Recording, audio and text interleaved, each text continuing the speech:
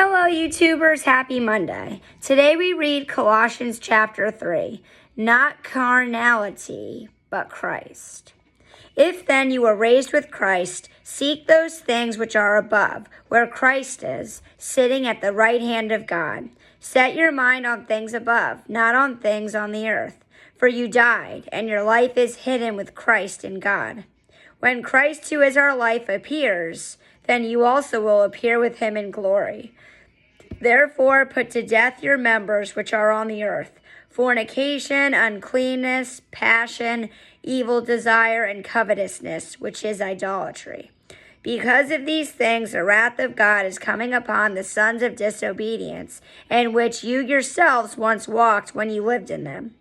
But now you yourselves are to put off all these: anger, wrath, malice, blasphemy, filthy language out of your mouth.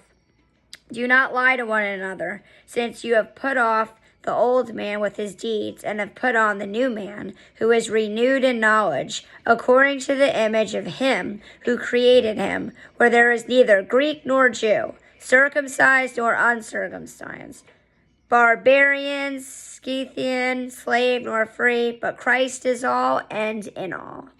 Therefore, as the elect of God, holy and beloved, put on tender mercies, kindness, humility, meekness, long-suffering, bearing with one another, and forgiving one another. If anyone has a complaint against another, even as Christ forgave you, so you also must do. But above all these things, put on love, which is the bond of perfection. And let the peace of God rule in your hearts, to which also you were called in one body, and be thankful. Let the word of Christ dwell in you richly, in all wisdom, teaching and admonishing one another in psalms and hymns and spiritual songs, singing with grace in your hearts to the Lord. And whatever you do in word or deed, do all in the name of the Lord Jesus, giving thanks to God the Father through him. Wives, submit to your own husbands as is fitting in the Lord. Husbands, love your wives and do not be bitter toward them. Children, obey your parents in all things, for this is well-pleasing to the Lord. Fathers, do not provoke your children, lest they become discouraged. Bondservants, obey in all things your masters, according to the flesh, not with eye service as men-pleasers, but in sincerity of heart, fearing God.